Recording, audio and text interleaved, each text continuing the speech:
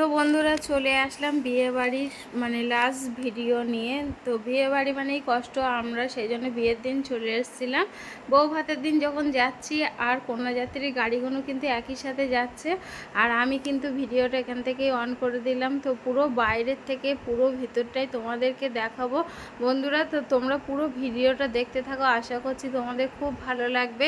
তো তোমাদের দাদাভাই কিন্তু গেট দিয়ে যখন ঢুকছে, আর বিয়ে বাড়ি মানে এখন টল, তো সেখানেই কিন্তু ফুচকা পকোড়া কফি এই জন্য একদম সামনেটা কিন্তু ভিড় জমিয়েই সবাই থাকে। তো ওটাকে পাস করে আমরা যখন ভিতরে যাচ্ছি, তা আমাদের বাড়ির বউগুলো সেজেছে, দেখো গাইস কত সুন্দর করে সেজেছিল, দেখো খুব সুন্দর লাগছিল। তো এদেরকে আমি কিন্তু এড়িয়ে যেতে পারলাম না, তো খুব সুন্দর লাগছিল আসলে আমাদের বাড়ির বউগুলোকে। তো এদেরকে আবার ভিডিওর মাধ্যমে তোমাদের সাথে শেয়ার করলাম। তারপরে আমাদের বউয়ের কাছে চলে গেলাম।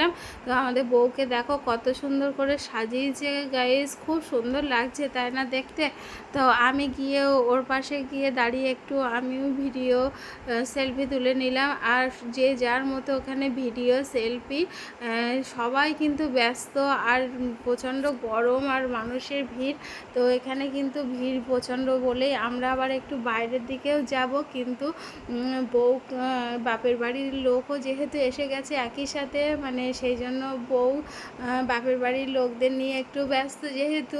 তো এই বাচ্চাটাও এসছে ওর বাপের বাড়ির থেকে, সেই জন্য ও একটু কোলে নিয়ে আদর করছে, আর আমরা কিন্তু আমাদের মতো এদিকে ভিডিও সেলফি তোলায় ব্যস্ত।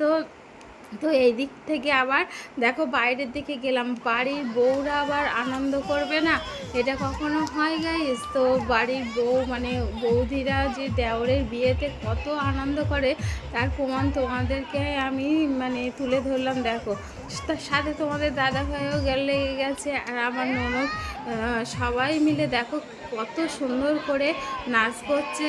তো আমি কিন্তু এখানে একটু নাচ করলাম না, কারণ বিয়ের দিন নাচ করে আমার একটু কষ্ট হয়ে গেছিলো।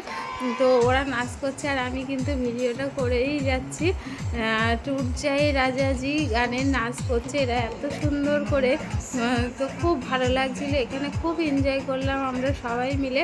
আর রাতটাও অনেকটাই হয়ে গেছিলো, যেহেতু অনেক রাত ভালোই রাত হয়ে গেছে।